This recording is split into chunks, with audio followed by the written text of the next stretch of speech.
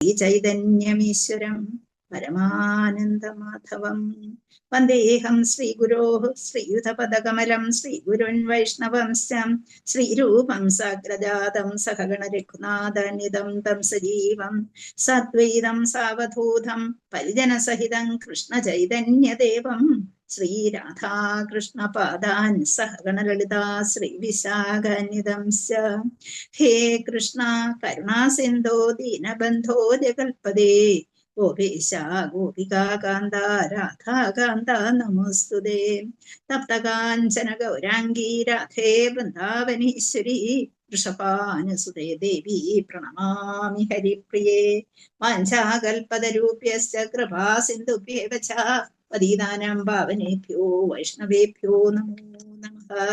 ഹരേ കൃഷ്ണ കൃഷ്ണ കൃഷ്ണ ഹരേ ഹരേ ഹരേ രാമ രാമ രാമ ഹരേ ഹരേ. യസ്വാനുഭാവമഖില ശ്രുതിസാരമേകം അധ്യാത്മദീപമതിവിതീർഷദന്തമോന്തം സംസാരിണാം കരുണയാക പുരാണഗുഹ്യം തം വ്യാസസൂനുമുപയാമി ഗുരും മുനീനാം. നാരായണം നമസ്കൃത്യ നരം ചൈവ നരോത്തമം ദേവീം സരസ്വതീം വ്യാസം തതോ ജയമുദീരയേത്. നഷ്ടപ്രായേഷു ഭദ്രേഷു നിത്യം ഭാഗവത സേവയാ ഭഗവത്യുത്തമ ശ്ലോകേ ഭക്തർഭവതി നൈഷ്ഠികീ. ഹരേ കൃഷ്ണ കൃഷ്ണ കൃഷ്ണ ഹരേ ഹരേ ഹരേ രാമ രാമ രാമ ഹരേ ഹരേ. നമോ ഓം വിഷ്ണുപാദായ കൃഷ്ണപ്രഷ്ടായ ഭൂതലേ ശ്രീമതേ മഹാവിഷ്ണു ഗോസ്വാമിനി നാമിനി. നമോ ഓം വിഷ്ണുപാദായ കൃഷ്ണപ്രഷ്ടായ ഭൂതലേ ശ്രീമതേ ഭക്തിവേദാന്ത സ്വാമിനി നാമിനി. നമസ്തേ സാരസ്വതേ ദേവേ ഗൗരവാണി പ്രചാരണേ നിർവിശേഷ ശൂന്യവാദി പാശ്ചാത്യദേശധാരണേ. ജയ ശ്രീകൃഷ്ണ ചൈതന്യ പ്രഭു നിത്യാനന്ദ ശ്രീ അദ്വൈത ഗദാധാര ശ്രീവാസാദി ഗൗരഭക്തവൃന്ദ കീ ജയ്. ഹരേ കൃഷ്ണ. എല്ലാവർക്കും ഒരു ഭാഗവതം ക്ലാസ്സിലേക്ക് കൂടി സ്വാഗതം. എല്ലാവർക്കും എൻ്റെ വിനീതമായ നമസ്കാരം. ഹരേ കൃഷ്ണ. നമ്മള് പ്രഥമസ്കന്ധത്തിലെ 17-ാം അധ്യായത്തിലെ ശ്ലോകം തീർന്നു. 6-ാമത്തെ ഇനിയിപ്പോ 5-ാമത്തെ ശ്ലോകമാണ് എടുക്കേണ്ടതല്ലേ? ഹരേ കൃഷ്ണ. ആണോ? 3 വരെ എടുത്തെന്ന് തോന്നുന്നു അല്ലെ? 4-ാമത്തെ ആണല്ലേ മാതാജി? ഇനി എടുക്കേണ്ട 4-ആണ്. ഹരേ കൃഷ്ണ. ഓക്കെ, താങ്ക് യു പ്രഭു. ഹരേ കൃഷ്ണ. നമുക്ക് 4-ാമത്തെ ശ്ലോകത്തിലേക്ക് കടക്കാം. ഹരേ കൃഷ്ണ. 3-ാമത്തെ ശ്ലോകത്തിൽ നമ്മള് എന്താണ് കണ്ടതെന്ന് ആർക്കെങ്കിലും പറയാൻ പറ്റുമോ? ഹരേ കൃഷ്ണ, ഓർമ്മയുണ്ടോ? പശുവിന്റെ പരിതാപകരമായ അവസ്ഥയെ കുറിച്ചൊക്കെയാ പറഞ്ഞു. പശുവിന്റെ പരിതാപകരമായ അവസ്ഥയെക്കുറിച്ചും അതുപോലെ പശുവിന്റെ പ്രാധാന്യം എന്താണ് എന്നും ഒക്കെ പറഞ്ഞു തന്നു. ആർക്കൊക്കെയാണ് ഏറ്റവും പ്രധാനമായിട്ട് പശുക്കൾ അത്യാവശ്യമായിട്ടുള്ള, സമൂഹത്തിലെ ഏറ്റവും അത്യാവശ്യമായിട്ടുള്ള ഒന്നാണെന്നും അതുപോലെ ധർമാനുഷ്ഠാനങ്ങളുടെ അല്ലെങ്കിൽ ധർമ്മശാസനകളുടെ, അനുഷ്ഠാനമല്ല ധർമ്മശാസനകളുടെ അതിന്റെ ഒരു അടിസ്ഥാനം ഗോക്കളാണ് എന്നൊക്കെ നമ്മളിവിടെ കണ്ടു അല്ലെ? അതുപോലെ നമ്മളെ പശു അശ്രപൂർണമായ ഒരവസ്ഥയിൽ നിൽക്കുന്നതായിട്ടും അങ്ങനെ സകല കുഴപ്പങ്ങൾക്കും കാരണമായിട്ട് നിൽക്കുന്നത് ഈ ഒരു ആ ഒരു വർണ്ണാശ്രമ ധർമ്മം അനുസരിച്ചുള്ള പോക്ക് നമുക്കില്ലാതെ വന്നു എന്നുള്ളതാണെന്നൊക്കെ നമ്മൾ കണ്ടിട്ട് നമ്മള് തീർത്ഥം തോന്നുന്നു ആ ശ്ലോകം. ഓക്കെ, അങ്ങനെ 4-ാമത്തെ ശ്ലോകത്തിലേക്ക് പോവുകയാണ്. നമുക്ക് 4-ാമത്തെ ശ്ലോകം വായിക്കാം. പ്രഭച്ഛരഥമാരൂഢ കാർത്തസ്വരപരിശ്ചദം മേഘഗംഭീരയാ വാച സമാരോപിത കാർമുകഃ. പ്രഭച്ഛരഥമാരൂഢ കാർത്തസ്വരപരിശ്ചദം മേഘഗംഭീരയാ വാച സമാരോപിത കാർമുക. പ്രപച്ച മീൻസ് അന്വേഷിക്കുക. പ്രപച്ച രഥമാരൂഢ. പ്രപച്ച രഥമാരൂഢ എന്താണ്? രഥത്തിൽ ഉപവിഷ്ടനായിക്കൊണ്ട് അന്വേഷിച്ചു എന്നുള്ളതാണ്. പ്രപച്ച രഥമാരൂഢ തിരിച്ചിടുമ്പോൾ രഥത്തിൽ ഉപവിഷ്ടനായി അന്വേഷിച്ചു എന്താണ്? കാർത്തസ്വര പരിശ്ചദം. എങ്ങനെയുള്ളതായിരുന്നു അത്? അലങ്കാരപ്പണികളുടെ ആ രഥത്തിന്റെ പ്രാധാന്യം. കാർത്തസ്വര എന്ന് വെച്ചാല് ഇവിടെ ഏറ്റവും മിനുസമേറിയ സ്വർണത്തെ, പരിശ്ചദം എന്ന് വെച്ചാൽ ഉന്തി നിൽക്കുന്ന നമുക്ക് കാണാൻ പറ്റുന്ന രീതിയിലുള്ള അലങ്കാര പണികളോട് കൂടിയ ഒന്ന്. അതിനെ വിശദീകരിച്ച് പറഞ്ഞിരിക്കുന്നു. പരിശ്ചതം. പരിശ്ചതം എന്ന് വെച്ചാൽ വ്യക്തമായി കാണാൻ കഴിയുന്ന, നമ്മൾ മലയാളത്തിലൊക്കെ പറയും നല്ല ജീവസുറ്റതുപോലെ എഴുന്നേറ്റ് നിൽക്കുന്നതായിട്ട് തോന്നും എന്നൊക്കെ പറയും. അതുപോലെ പരിശ്ചതം, അങ്ങനെയുള്ള പല അലങ്കാര പണികളോട് കൂടിയ ഇതിൽ രാജാവ് എന്ത് ചെയ്യുകയാണ്, ചോദിക്കുകയാണ് ചെയ്യുന്നത്. അതിൽ ഇരുന്നു കൊണ്ട് ചോദിച്ചു. എങ്ങനെയാ ചോദിച്ചത്, അതിന്റെ പ്രൗഢി എങ്ങനെയായിരുന്നു എന്നുള്ളതാണ് ഇവിടെ പറയുന്നത്. മേഘ ഗംഭീരയാ വാച, അദ്ദേഹത്തിന്റെ ശബ്ദത്തിന്റെ പ്രാധാന്യം. മേഘ ഗംഭീരയാ വാച എന്ന് വെച്ചാൽ ഗാംഭീര്യമുള്ള, മേഘത്തിന്റെ ആ ഒരു പ്രാധാന്യത്തോടു കൂടി ഗാംഭീര്യമുള്ള വാച, ശബ്ദത്താൽ, ഇടിമുഴക്കത്തിന്റെ ശബ്ദം എന്നൊക്കെ പറയുന്നത് പോലെ ആ ശബ്ദത്തിൽ എങ്ങനെ ചോദിച്ചത് സമാരോപിത കാർമുഖ, സമാരോപിത പൂർണ്ണ ഒരുക്കത്തോടു കൂടി കാർമുഖ, എന്തുണ്ട് കയ്യിലെ അമ്പും വില്ലും കയ്യിലുണ്ട്, ധനുസും ശരങ്ങളും കയ്യിൽ പിടിച്ചുകൊണ്ട് അദ്ദേഹം ഇങ്ങനെ ചോദിച്ചു എന്നാണ് ഇവിടെ പറയുന്നത്. പപ്രച്ചരഥമാരൂഢ കാർത്തസ്വര പരിശ്ചതം മേഘഗംഭീരയാ വാച സമാരോപിത കാർമുഖ. ഹരേ കൃഷ്ണ. ട്രാൻസ്ലേഷൻ ആൻഡ് പർപ്പട്ട് ദേശി ഭക്തിവേദാന്ത സ്വാമി ശ്രീല പ്രഭുപാദി കി ജയ്, ഗുരുദേവ് കി ജയ്. എന്റെ വിവർത്തനം: ധനുസ്, ശരങ്ങൾ എന്നിവയാൽ പൂർണ്ണസജ്ജനായ പരീക്ഷിത് മഹാരാജാവ് എഴുന്നേൽക്കുന്ന സ്വർണ്ണ ചിത്രപ്പണികളോടുകൂടിയ രഥത്തിൽ ഉപവിഷ്ടനായിക്കൊണ്ട് ഇടിമുഴക്കത്തിന് സമാനമായ ഗംഭീര സ്വരത്തിൽ ശൂദ്രനോട് ഇപ്രകാരം സംസാരിച്ചു എന്നാണ് പറയുന്നത്. ഹരേ കൃഷ്ണ. ശ്ലോകം വായിച്ചോളൂ ഒരാള്. ഹരേ കൃഷ്ണ. ഓം നമോ ഭഗവതേ വാസുദേവായ. പപ്രച്ഛരഥമാരൂഢഃ കാർത്തസ്വര പരിച്ഛദം മേഘഗംഭീരയാ വാച സമാരോപിത കാർമുകഃ. ഹരേ കൃഷ്ണ. ഹരേ കൃഷ്ണ. നമ്മള് പ്രഭുപാദിക്ക് ജയ്. അതിന്റെ എന്താ പറഞ്ഞിരിക്കുന്നത്? പ്രത്യേകിച്ച് ഒന്നുമില്ല. അദ്ദേഹം കണ്ടു, ശൂദ്രനെ കണ്ടു, വഴി നിൽക്കുന്ന ആളെ കണ്ടു, അയാളോട് ഇങ്ങനെ ചോദിച്ചു എന്നാണ് പറയുന്നത്. അപ്പം പരീക്ഷിത് മഹാരാജാവ് വളരെ പ്രശസ്തനായിരുന്നു എന്നുള്ളതൊക്കെ നമ്മള് പഠിച്ചിട്ടുള്ള കാര്യമാണ്. അപ്പൊ അങ്ങനെ നല്ല രാജസ പ്രൗഢിയോടുകൂടി, എന്തിനാണ് അവർ പ്രൗഢിയോട് വരുന്നത്? അവരുടെ ആ സ്ഥാനത്തെ കാണിക്കുന്നതും അവർക്ക് ആ ഒരു ഭരണം നടക്കുമ്പോൾ അതിനകത്ത് രാജസ പ്രൗഢികളോടുകൂടി വേണം എന്താണ് നടക്കാനെന്നുണ്ട്. അപ്പൊ അങ്ങനെ ആ പ്രൗഢിയോടുകൂടിയും സർവ്വവിധ ആയുധ സന്നാഹങ്ങളോടും കൂടിയാണ് രാജാവ് വന്നിരുന്നത്. എന്നുവെച്ചാൽ ലോകത്തിന്റെ മൊത്തം രാജാവാണ്. അദ്ദേഹത്തിന്റെ ആ പ്രൗഢിയോടുകൂടിയും അദ്ദേഹത്തിന്റെ എന്താവശ്യം വന്നാലും അപ്പോൾ ഉപയോഗിക്കത്തക്ക രീതിയിലുള്ള ആയുധ സന്നാഹങ്ങളോടും കൂടിയാണ് അദ്ദേഹം വന്നിരുന്നത്. ആ സമയത്ത് എന്തിനാണിത് എന്ന് ചോദിച്ചാല്, ഇന്ന് പല ആൾക്കാരും അദ്ദേഹത്തെ വെല്ലുവിളിക്കത്തക്ക രീതിയിൽ എതിരാളികൾ കണ്ടെന്നിരിക്കും. ഒറ്റ നോട്ടത്തിൽ തന്നെ, അവർ ഒറ്റ ശബ്ദത്തിൽ തന്നെ എതിരാളികളെ വെല്ലാൻ കഴിയുന്നവനായിരിക്കണം യഥാർത്ഥ രാജാവ്.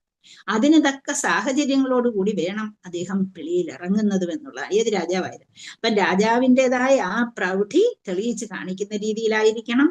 അതുപോലെ ആര് വെല്ലുവിളിക്കാൻ വന്നാലും അപ്പോൾ തന്നെ അതിനെ പ്രതിവിധി കൊടുക്കത്തക്ക രീതിയിലുള്ള കഴിവും അതിനുള്ള സാഹചര്യങ്ങളും അതിനുള്ള ആവശ്യമായ ടൂൾസ് എല്ലാം അവരോടൊപ്പം ഉണ്ടാകണം. രാജാവ് മാത്രമായിരിക്കില്ല വരുന്നത്.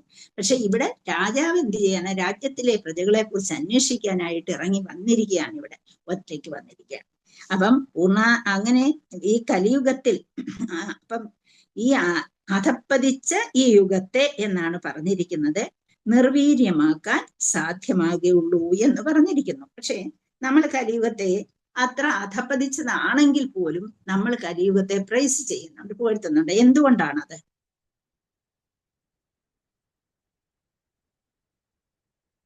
നാമജപം കൊണ്ട്. കലിയുഗത്തിൽ മാത്രമാണ് എന്ത്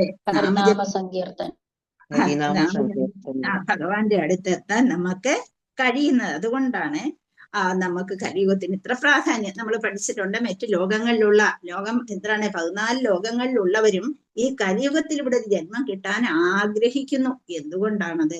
ആ നാമജപത്തോടുകൂടി തിരിച്ചു പോകാൻ കഴിയും എന്നുള്ളത് കൊണ്ടാണ് അതിനുവേണ്ടി ആഗ്രഹിക്കുന്നത് നമുക്കറിയാം. അപ്പൊ കലിയുഗത്തിന് ഏറ്റവും അധപ്പതിച്ച യുഗമാണ്. പക്ഷേ അതുപോലെ ഒരു ഗുണം അതിൻ്റെതായിട്ട് ഉണ്ട് എന്ന് നമുക്ക് അറിയാമെന്നാണ്. അപ്പം നമുക്കറിയാം ഭാഗവതത്തിൽ പറഞ്ഞിരിക്കുന്നതൊക്കെയും എങ്ങനെ നമുക്ക് ജീവിച്ചിട്ട് ഇവിടം വിട്ടുപോകാൻ കഴിയണം ഇവിടം വിട്ടുപോകുമ്പോൾ നമ്മൾ എങ്ങനെ പോകണം എന്നുള്ളതാണ് നമുക്ക് ഭാഗവതത്തിൽ പറഞ്ഞു തരുന്നത്. അതേസമയം മഹാഭാരതം പറഞ്ഞു തരുന്നത് എന്താണ്? നമ്മൾ എങ്ങനെയാണ് ഇവിടെ നല്ല രീതിയിൽ ജീവിക്കേണ്ടത്, എന്തെല്ലാം നമുക്ക് എതിരുണ്ടാകും, ഏതെല്ലാം രീതിയിലുള്ള അശത്രുതാ മനോഭാവങ്ങളും അതുപോലെ യുദ്ധങ്ങളും അതുപോലെ പ്രയാസങ്ങളും പ്രശ്നങ്ങളും ഒക്കെ ഉണ്ടാകും. അതിനെ എങ്ങനെ നേരിട്ടുകൊണ്ട് ഇവിടെ ജീവിക്കാൻ കഴിയും. അപ്പൊ പ്രശ്നത്തെ കാണിച്ചിട്ട് അതിനെ എതിർത്ത് ഇവിടെ ജീവിക്കാൻ കഴിയുമെന്ന് മഹാഭാരതത്തിൽ നമുക്ക് കിട്ടുന്നെങ്കിൽ ഭാഗവതത്തിൽ നമുക്ക് കൂടുതൽ നമ്മളെ കാണിച്ചു തരുന്നത് എങ്ങനെയാണ് നമ്മളിവിടെ ജീവിക്കേണ്ടത്, എന്നിട്ട് തിരിച്ചു പോകേണ്ടത് എങ്ങനെയെന്നുള്ളതാണ്. തിരിച്ചു പോകുന്നതിനാണ് നമ്മൾ ഭാഗവതത്തിൽ പ്രാധാന്യം കൊടുക്കുന്നത്. അപ്പൊ ഇവിടെ എങ്ങനെയുള്ള രാജാവാണ് വന്നിരിക്കുന്നത്? പരീക്ഷിത്ത് എങ്ങനെയുള്ള രാജാവാണെന്ന് നമ്മളെ 1:12 പഠിച്ചു. എങ്ങനെയാ പഠിച്ചത്? പരീക്ഷിത്ത് പിതാമഹ സമഹ സാമേ പ്രസാദേ ഗിരിശോപമഹ. പിന്നെ എങ്ങനെയാണ് അദ്ദേഹത്തിന്? ആശ്രയ സർവഭൂതാനം യഥാ ദേവോരമാശ്രയ. എങ്ങനെയുള്ള ആളാണ് പരീക്ഷിത്ത്? എല്ലാവർക്കും പിതാമഹ സമഹ, നമ്മൾ പഠിച്ച ശ്ലോകമാണ്. പിതാമഹനെ പോലെയാണ്. അപ്പം അദ്ദേഹത്തിന് സമചിത്തത നോക്കുമ്പോഴേ അദ്ദേഹം യുധിഷ്ഠിരനെ പോലെ, ആ പിതാമഹനെ പോലെ തുല്യം ആയിട്ടുള്ള എന്നുവെച്ചാൽ അതിന് തുല്യമായ സ്വഭാവ സംശുദ്ധിയോടുകൂടിയ വ്യക്തിയായിരുന്നു പരീക്ഷിത് മഹാരാജാവ്. പിതാമഹ സമഹ. അതുപോലെ സാമ്യേ എങ്ങനെയുള്ള ഗിരിശോപമഹ. പിന്നെ എങ്ങനെയാണ്? ആ ഒരു യുധിഷ്ഠിരെ പോലെ ആണെങ്കിൽ പിന്നെ എന്തുണ്ട്? ബ്രഹ്മാവിനെ പോലെ ചില ഗുണങ്ങളൊക്കെ അദ്ദേഹത്തിനുണ്ട്. പിന്നെ അതുപോലെ ശിവനെ പോലെയുമുള്ള ഗുണങ്ങൾ അദ്ദേഹത്തിനുണ്ട്. അത്യുദാരനായിരുന്നു. അപ്പൊ എന്തിനേയും ഗ്രഹിക്കാൻ കഴിവുള്ള, എന്തിനേയും അതേസമയം പ്രകടിപ്പിക്കാൻ കഴിയുന്ന ബ്രഹ്മാവിനെ പോലെയും അതുപോലെ അത്യുദാര സ്വഭാവത്തോടുകൂടിയ ശിവനെ പോലെയും അദ്ദേഹം നാരായണനെ പോലെ എല്ലാവർക്കും ആശ്രയഭൂതനുമായിരുന്നു. അപ്പൊ എല്ലാവരുടെയും ഗുണങ്ങൾ ഒന്നിച്ചു ചേർന്നിരുന്നു എന്നാണ് അവിടെ പറയുന്നത്. ആശ്രയ സർവഭൂതാന യഥാ ദേവോരമാശ്രയ. അപ്പം സമചിത്തത അദ്ദേഹത്തിന്റെ പ്രാധാന്യമായിരുന്നു. എല്ലാവരെയും സഹായിക്കുക, വേണ്ട രീതിയിൽ വേണ്ട സമയത്ത് പ്രകടമാക്കാൻ കഴിയുന്ന ബുദ്ധി, അതുപോലെ അത്യുദാരത്വ മനോഭാവം അദ്ദേഹത്തിൽ ഉണ്ടായിരുന്നു. അതുപോലെ സർവർക്കും നാരായണനെ പോലെ ആശ്രയമാവും അദ്ദേഹമായിരുന്നു. അപ്പം നമുക്ക് എന്താണ്? ന്യായം ആത്മപ്രവചനേന ലഭ്യോ മേധയാ ന ബഹുനാ ശ്രുതേന. അപ്പം നമ്മൾ കാര്യങ്ങൾ മനസ്സിലാക്കി ഭാഗവത്തിൽ നിന്ന് പഠിക്കണം എന്നുണ്ടെങ്കിൽ നമ്മൾ സ്വയം പഠിച്ചെടുത്താൽ ചിലപ്പോൾ നമുക്ക് അത് കിട്ടിയെന്ന്. എന്തിനാണ് ഇത്രയും പേരുടെ എക്സാമ്പിൾ ഇവിടെ പറഞ്ഞതെന്ന് നിങ്ങൾ ചോദിക്കുമ്പോൾ, അപ്പൊ ഓരോ കാര്യങ്ങളും മനസ്സിലാക്കി എടുക്കുമ്പോൾ ആരെ പോലെ എന്ന് പറയുന്നതിന്റെ ഉദ്ദേശം തന്നെ നമ്മൾ മറ്റുള്ളവർക്ക് പ്രാധാന്യം കൊടുക്കുന്നു. നമ്മൾ ഇത് ഗ്രഹിച്ചത് എവിടെ നിന്നോ അവർക്കൊക്കെ പ്രാധാന്യം കൊടുക്കുന്നു. അല്ലാതെ നമുക്ക് കാര്യങ്ങൾ സ്വയമായി നമ്മുടെ ബുദ്ധിയിൽ കൂടി വരുന്നതല്ല എന്ന് കാണിച്ചിരിക്കുന്നു. അപ്പൊ അവിടെ ഇപ്പൊ നമ്മൾ പറഞ്ഞിട്ടുണ്ട്, ഈ ശ്രീമദ് ഭാഗവത്തിലെ ഓരോ സിലബിൾസും അമൃതം ചെയ്യുന്ന മേഘം പോലെയാണ് എന്നാണ്. അങ്ങനെ അമൃതം ഇങ്ങനെ എന്താണ് നമ്മളിലേക്ക് വഹിച്ചു കൊണ്ടുവരുന്ന മേഘം പോലെയാണ് എന്ന് പറയുന്നത്. അപ്പം ഈ ഭഗവാൻ എല്ലാം ഭാഗവതത്തിൽ തന്നിട്ടുണ്ട്. അപ്പൊ ആ ഭാഗവതത്തിൽ കൂടി നമ്മൾ ഓരോ കാര്യങ്ങളും മനസ്സിലാക്കണം. ഓരോ പ്രധാനപ്പെട്ട വ്യക്തിയെ കുറിച്ച് പഠിക്കുമ്പോഴും ആരെ പോലെ എന്ന് പറയുന്നതിന്റെ ഉദ്ദേശം അവരുടെ സ്വഭാവവും, ആരെ പോലെ എന്ന് പറയുമ്പോൾ നമ്മൾ ശിവനെ പോലെ എന്ന് പറയുമ്പോൾ ശിവനാരായണൻ, അതുപോലെ നാരായണനെ പോലെ എന്ന് പറയുമ്പോൾ നാരായണനാരാണ്. അപ്പൊ അതേക്കുറിച്ച് നമ്മൾ ചിന്തിക്കുകയും അങ്ങനെ ആ എല്ലാ കാര്യങ്ങളും അവരിലുള്ള കാര്യങ്ങളൊക്കെയും ഇദ്ദേഹത്തിലും ഉണ്ടായിരുന്നു എന്ന് നമുക്ക് മനസ്സിലാക്കിയെടുക്കാൻ കഴിയുകയും ചെയ്യും. അപ്പൊ അങ്ങനെ പരീക്ഷിത്ത് ഏറ്റവും പ്രധാനപ്പെട്ട ഒരു രാജാവായിരുന്നു. യുധിഷ്ഠിരന്റെ ഗുണങ്ങളും ഉണ്ടായിരുന്നു, അതുപോലെ വിഷ്ണുവിന്റെ ഗുണങ്ങളും ഉണ്ടായിരുന്നു, അതുപോലെ ശിവന്റെ ഗുണങ്ങളും ഉണ്ടായിരുന്നു, ബ്രഹ്മാവിന്റെ ഗുണങ്ങളും പരീക്ഷത്തിൽ അന്തർലീനമായിരുന്നു എന്ന് പറയും. അങ്ങനെ വെല്ലുവിളിക്കത്തക്ക രീതിയിൽ കലിയുഗത്തിന്റെ പ്രതിനിധികളെ നമ്മളോട് വടക്കിന് വരുന്നവരോട് എന്ന് വെച്ചാൽ നമ്മുടെ സ്വഭാവമല്ല, രാജാവിനുള്ളത് എന്താണ്? ജനങ്ങളെ ഇല്ലാതെയാക്കാൻ ശ്രമിക്കുന്നവരെ വെല്ലുവിളിച്ചവരെ ഇല്ലാതെയാക്കുക. അങ്ങനെ ഉള്ള ഒരു ഭരണമായിരുന്നു അദ്ദേഹത്തിന് ഉണ്ടായിരുന്നത്. അപ്പം അവിടെ പരീക്ഷിത് മഹാരാജാവിനെ പോലെ അതിശക്തനായ രാജാവിനെ ബാക്കി വേറെ ഒരു ഭരണാധികാരി, ഇന്നത്തെ നമ്മൾ കാണുന്ന ഈ ഭരണാധികാരികളെ കുറിച്ചൊന്നും നമ്മൾ ചിന്തിക്കേണ്ട. പരീക്ഷത്തിനെ അതിനോട് കമ്പയർ ചെയ്യാൻ കഴിയില്ല. അതുകൊണ്ടാണ് പരീക്ഷത്തിനെ നമ്മളെ മറ്റ് പ്രധാനികളായിട്ടുള്ള ആൾക്കാരോട് കമ്പയർ ചെയ്ത് പറഞ്ഞിരിക്കുന്നത്. ഹരേ കൃഷ്ണ. അത്രേ ഉള്ളൂ. ഇതിന് പ്രത്യേകിച്ച് അദ്ദേഹം ഇങ്ങനെ ചോദിച്ചു, പൂർണ്ണ സത്യമായ സ്വരത്തിൽ അദ്ദേഹം ചോദിച്ചു. അദ്ദേഹം ആരെ പോലെ ആയിരുന്നു എന്ന് നമുക്ക് നമ്മൾ നേരത്തെ പഠിച്ചിട്ടുണ്ട്. നമുക്ക് 5ാമത്തെ ശ്ലോകത്തിലേക്ക് പോകാം. കസ്ത്വം മച്ചരണേ ലോകേ ബലാധ്വംസ്യ ബലാൻ ബലി നരദേവോസി വേഷേണ നടവത്കർമ്മണാദ്വിജാം. കസ്ത്വം മച്ചരണേ ലോകേ ബലാധ്വംസ്യ ബലാൻ ബലി നരദേവോസി വേഷേണ നടവത്കർമ്മണാദ്വിജാം. കസ്ത്വം എന്നതിനെ പിരിക്കുമ്പോഴേ കഹ ത്വം എന്നാവും എന്ന് പറയുന്നത് വിസർഗമാണ്. കസ്ത്വം കഹ ത്വം, നീ ആരാണ് എന്നാണ് കഹ കസ്ത്വം. മച്ചരണേ, എന്റെ ശരണത്തിൽ. മതേ പ്ലസ് ചരണേ, അതാണ് മച്ചരണേ. മച്ചരണേ ലോകേ, ലോകേ ഈ ലോകത്തിൽ, ബലാത് ബലാത്കാരമായി, ഹംസി വധിക്കുന്നു, ബലാത് ഹംസി ബലാത്കാരമായി വധിക്കുന്നു, അബലാൻ ബലി, അബലാൻ നിസ്സഹായരായവരുടെ, ബലി അബലാൻ ബലി. ബലി എന്ന് വെച്ചാൽ എങ്ങനെയാണ്? ബലമുള്ളവനാണേ എങ്കിലും അബലനായിട്ടുള്ളവരുടെ, നരദേവ നരദേവൻ, അസി കാണപ്പെടുന്നു, വേഷേണ നിന്റെ വേഷഭൂഷാദികളാൽ, നടവത് ഒരു നാടക നടനെ പോലെ, നടവത് കർമ്മണ കർമ്മങ്ങളാൽ, അദ്വിജ സംസ്കാരത്താൽ അദ്വിജനായ വ്യക്തി. അപ്പം ഇവിടെ പ്രധാനപ്പെട്ട പിരിക്കേണ്ട വാക്കുകളെ കഹ പ്ലസ് ത്വം, മത് പ്ലസ് ചരണേ ലോകെ, ബലാതെ, പിന്നെ ഹംസി എന്നാണ്. ബലാധ്യംസ്യ ബലാൻ എന്ന് പറയുന്നത് ബലാതെ പ്ലസ് ഹംസി പ്ലസ് ബലാൻ, അങ്ങനെയാണ്.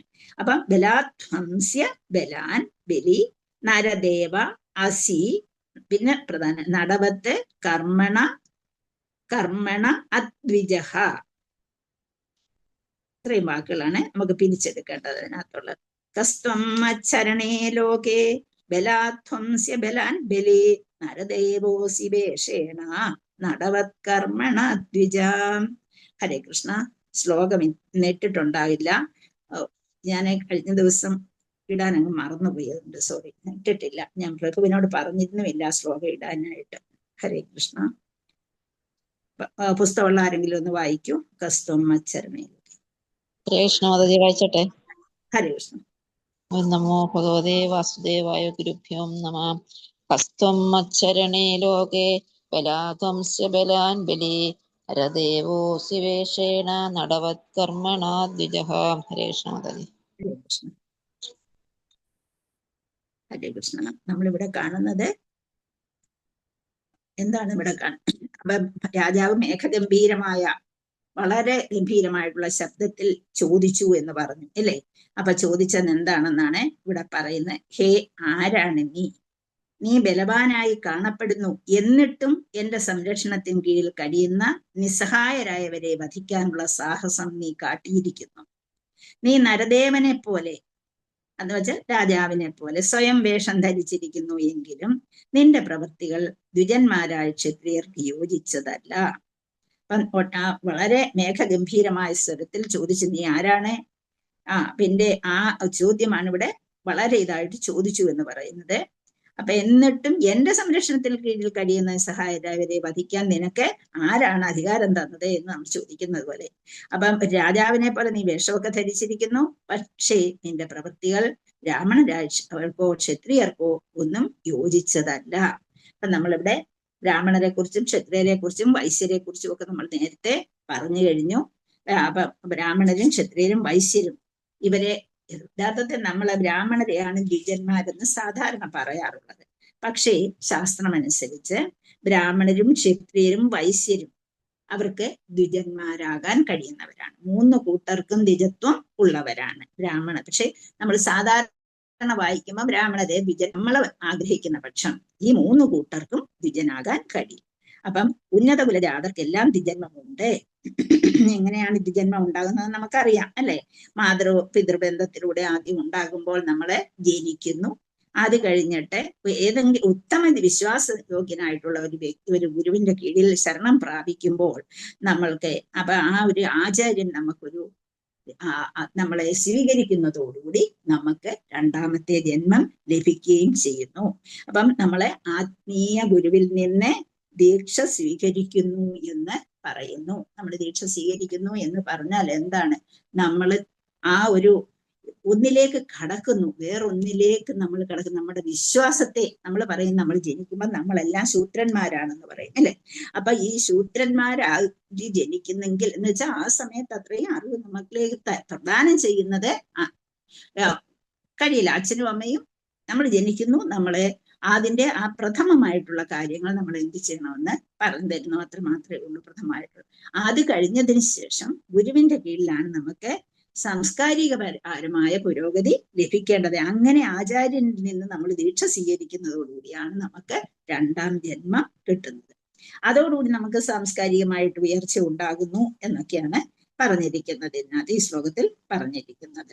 അപ്പൊ സാംസ്കാരികമായ പുനരുജ്ജീവനം ഏത് രീതിയിൽ നമുക്ക് പോകണം, എങ്ങനെയായിരിക്കണം നമ്മൾ ജീവിക്കേണ്ടത്, നമ്മളിലുള്ള എങ്ങനെയാണ് നമുക്ക് ഭഗവാനെ അറിയാൻ കഴിയുന്നത്, ഇതൊക്കെ നമുക്ക് പറഞ്ഞു തരുന്നത് നല്ലൊരു ഗുരു നമ്മുടെ കൂടെ ഉള്ളപ്പോഴാണ്. അപ്പൊ ആ ഒരു ഗുരുവിന്റെ പ്രാധാന്യം അവിടെ നമുക്ക് മനസ്സിലാകും. നമുക്കറിയാം എന്താണ് ഒരു ഭഗവാൻ ആരാണ് എന്നുള്ളത് മനസ്സിലാക്കിയെടുക്കണം. ഭഗവാൻ ആരാണെന്ന് മനസ്സിലാക്കണമെന്നുണ്ടെങ്കിൽ ആ ഭഗവാനെ കുറിച്ച് എന്തെങ്കിലും ഒരു കാര്യം നമുക്ക് അറിയണം. പക്ഷെ നമ്മൾ ജനിച്ചു വരുമ്പോൾ നമുക്ക് അതിനു മുമ്പുള്ള ജന്മത്തിൽ എന്തെല്ലാം ഉണ്ടായിരുന്നെങ്കിലും അതിനെ ഒന്നും ഓർമ്മയിൽപ്പെടുത്താതെയാണ് നമ്മൾ ജനനം എടുക്കുന്നത്. അപ്പം ജനിച്ചു കഴിയുമ്പോൾ നമ്മളെ ആ രീതിയിലേക്ക് കൊണ്ടുപോകണമെന്നുണ്ടെങ്കിൽ നമുക്കൊരു ഗുരുവിനെ സ്വീകരിക്കേണ്ടതായിട്ട് വരുന്നു. അങ്ങനെ ആ ഗുരുവാണ് നമുക്ക് കാര്യങ്ങൾ പറഞ്ഞ് മനസ്സിലാക്കേണ്ടത്. അപ്പം ദ്വിജന്മാരാണ് ഈ 3 വിഭാഗക്കാരും. അല്ലാതെ ശൂദ്രന്മാർ പിന്നെ നമ്മുടെ എന്ന് വെച്ചാൽ നമ്മുടെ കോൺഷ്യസ് ലെവലിൽ അവർക്ക് ഈ ജന്മം അതിനുള്ളതായിരിക്കാം. ഇവരെയൊക്കെ പരിപാലിച്ചു പോകുന്നതിന് വെച്ചാൽ അവർക്ക് വേണ്ട കാര്യങ്ങളൊക്കെ ചെയ്തു കൊടുക്കുന്നതിനുള്ള ഒരു ജന്മം ആയിട്ട് അവരെ വരികയാണ് ചെയ്യുന്നത്. അപ്പം അങ്ങനെയാണ് അവരും അവരുടെ ജോലിയിൽ അവർ എക്സ്പേർട്ട് ആകുമ്പോൾ അവർക്കും ഉന്നതി ഉണ്ടാകും എന്നുള്ളതാണ്. അപ്പം 3 കൂട്ടരും ഒരേപോലെ ദീക്ഷ സ്വീകരിക്കുകയും ഒരു ആചാര്യനെ സ്വീകരിക്കുകയും ചെയ്തിട്ട് കൂടുതൽ ഉന്നതിയിലേക്ക് പോകുമ്പോൾ അവരെ സഹായിക്കുന്നവരും അതേപോലെ അവരുടെ ജീവിതത്തിൽ ഉയർച്ച നേടും. കാരണം അവര് വളരെ ലോവർ ലെവലിൽ കിടന്നു ആ ലോവർ ലെവലിൽ നിന്ന് അവര് ഉയർന്നു വരികയും ചെയ്യും എന്നുള്ളതാണ്. അപ്പൊ നമുക്കെല്ലാം അറിയാം. എല്ലാം അറിയാവുന്നത് കൊണ്ടും ഹിരണ്യകശിപിനെ കുറിച്ച് നമുക്കറിയാം. ഹിരണ്യകശിപിന് എല്ലാ ഇതും ഉണ്ടായിരുന്നു.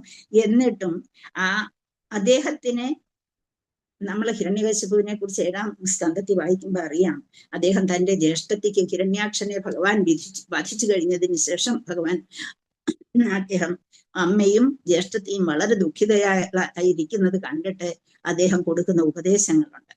വളരെ അറിവുള്ള ഒരാളെ പോലെയാണ് ഉപദേശം കൊടുക്കുന്നത്. അതുപോലെ തന്നെ നമ്മൾ ധൃതരാഷ്ട്രര് അക്രൂരൻ വന്നിട്ട് ഉപദേശം കൊടുത്തു കഴിയുമ്പോൾ അക്രൂരനോട് പറയുന്ന, ധൃതരാഷ്ട്രം എന്ന് പറഞ്ഞാൽ ഒരു ഗുണവും നമുക്ക് അവിടെ കണ്ടെത്താനാകില്ല എങ്കിൽ പോലും ഭഗവാനെ കുറിച്ച് അദ്ദേഹം പറയുന്ന ചില ശ്ലോകങ്ങളുണ്ട്. പക്ഷെ അതൊന്നും പ്രാബല്യത്തിൽ വരുത്തുന്നില്ല എന്നുള്ളതാണ് പ്രധാനമായിട്ടുള്ള കാര്യം. അപ്പൊ വേണ്ട സമയത്ത് വേണ്ട രീതിയിൽ നമ്മുടെ ഗുരുക്കന്മാർ അവിടെ നടത്തുന്നില്ല. അവിടെ എന്ത് ചെയ്യുന്നു? അവിടെ അതൊരു മൂടലാക്കി മാറ്റുന്നു. അവരുടെ നോളജിനെ വേണ്ട രീതിയിൽ പ്രകാശിപ്പിക്കാൻ അവർക്ക് കഴിഞ്ഞിട്ടില്ല. അപ്പൊ ഇവിടെ നമുക്ക് പറയാം ഹിരണ്യകശിപുവിന്റെ കാര്യമൊക്കെ ഭഗവാന്റെ ഇച്ഛയാണ് എന്ന് നമ്മൾ പറയുന്നു. ഭഗവത് ഇച്ഛ കൊണ്ടാണ് അങ്ങനെ സംഭവിച്ചത് എന്ന്. എന്നിരുന്നാൽ പോലും നരസിംഹ ഭഗവാൻ വന്നപ്പോൾ അദ്ദേഹത്തെ വിഷ്ണുവായിട്ട് തിരിച്ചറിഞ്ഞതേയില്ല അല്ലേ? അപ്പൊ എന്ത് രൂപമാണിത്, ഏത് രീതിയിലാണ് വന്നിരിക്കുന്നത് എന്ന് അദ്ദേഹത്തിന് ശരിക്കും മനസ്സിലാക്കാൻ കഴിഞ്ഞിട്ടില്ല. അദ്ദേഹത്തെ എതിരിടാനായിട്ട് നിൽക്കുകയായിരുന്നു. അപ്പൊ ഒരു സാധാരണ ജീവസത്തെയാണെന്നും എന്ത് രീതിയിലുള്ള ഈ ജീവസത്തെയാണെന്നൊക്കെ അദ്ദേഹത്തിന്റെ മനസ്സിൽ കൂടി ഇങ്ങനെ പോയി എന്ന് നമ്മൾ പറയുന്നുണ്ട്.